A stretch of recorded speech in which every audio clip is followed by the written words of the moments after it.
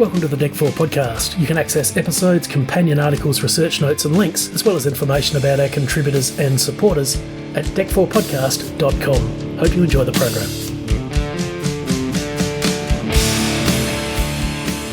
So let's get on to Mike Love's autobiography. I know Mike is a polarising figure for all kinds of reasons. Can you perhaps run us through what the thrust of the book is? I mean, it's sort of a bit of an exercise potentially in self-justification, but if this is actually a phrase, I know justified self-justification, I would think. But can you sort of run us through your impressions of Mike Love's book? No, I think you nail it. I think that is the thrust of the book. I even make a mention in the review. It seems like he's quoting that documentary we talked about, An American Band. So many things that Mike says, I said to myself, I know the first place I heard that was that documentary. So in a way, it made me think the story of the Beach Boys that Mike presents is fairly, I don't know if you say generic, especially interesting coming from the guy at the middle of it.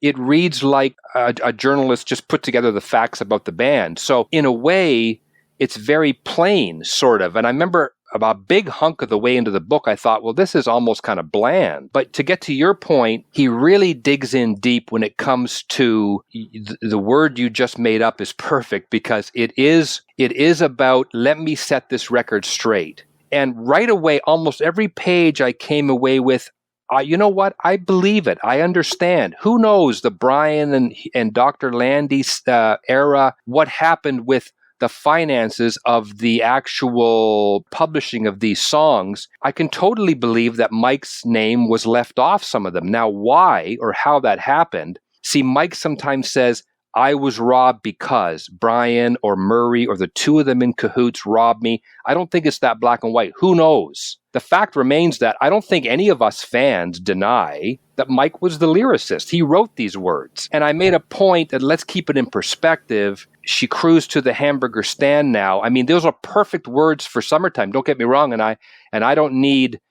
too much depth in my lyrics, but we're not talking Bob Dylan or Springsteen level lyricism here. So let's dial it back a bit, Mike. The deal is, here's my description of the court cases, of what happened, of how even Brian was saying, well, yes, of course, Mike added lyrics. So it's so tangled up, the ways and things that ended up with Mike being not justified as a writer of these songs. And then he likes to describe exactly how this was rectified. So the thrust of the book is, here's my side of the story about how I wrote these songs. The rest of it is, we might want to get into it a bit later, but the formula, his defense of the idea that he never said that the Beach Boys shouldn't fool, I'm paraphrasing, with the formula is a fascinating aspect of it too that I'd like to get into if you'd allow me. Yeah, of course. In an interview that Mike gave with the Wall Street Journal, which is available online, and we'll link to that in our newsletter. But yes, he does blame Murry particularly for essentially swindling him out of the publishing, and says that his family was a blue-collar family. They were successful in their right, but they were a blue-collar family that really didn't understand the mechanics of music publishing. He suggested that Brian really wanted to give him the credit, but at that point obviously wouldn't stand up to Murry, and then later was incapable of standing up to Murry because obviously Brian did have his sort of mental health and drug issues. So, Mike was quite clear about that in the interview. So Brian was in a conservatorship. It happened to be administered by an attorney. The attorney thought that too much time had passed, therefore I didn't have any standing to go back and rectify. Even forgetting right or wrong or what was ethical or not, it's irrelevant to many of the people in the law industry. So even though my cousin wanted to rectify it, he couldn't. And so the only recourse was to go to court to establish my authorship of 35 songs.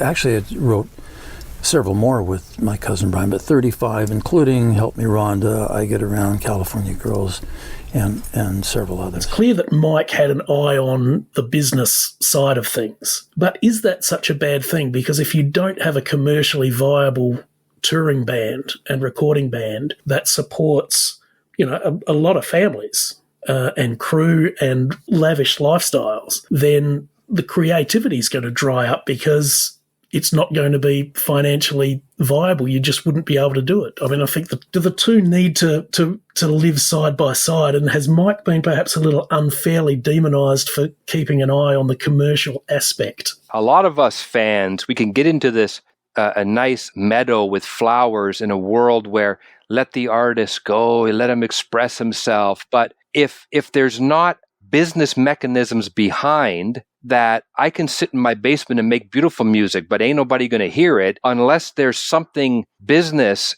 in the background driving this. And even Mike mentions in his book, I didn't make a note of it, but something that propped up into my head after I wrote my review was, he said, music can be commercially successful with no art involved, but I don't see a lot of art being successful and out amongst the world if there's not some sort of commerce or business involved. It's a necessary evil. It is called show business. There's so much bean counting and money involved that I think, to your point, you can't just be an artist who is loved the world over and is known the world over if there's not something driving it financially or more realistic in terms of will the people relate to this. So there has to be the two of them together. But I wonder if the Beach Boys were not the perfect symbol of that, because they had one of the premier artists who poured his heart out on record for the world to hear in Brian Wilson. And the two of them together, I mean, the Beach Boys are maybe the biggest American band ever. They probably are. And one of the biggest, most successful and revered institutions in music history. Maybe a lot of it is because they had those two things working in cahoots. Podcast terms and conditions can be found at our website, DEC4podcast.com. You can contact us there or on our social media. Find us on the major podcasting platforms, and we're also on Substack, Facebook, Tumblr, and Instagram. This has been George Fairbrother. Thanks for listening.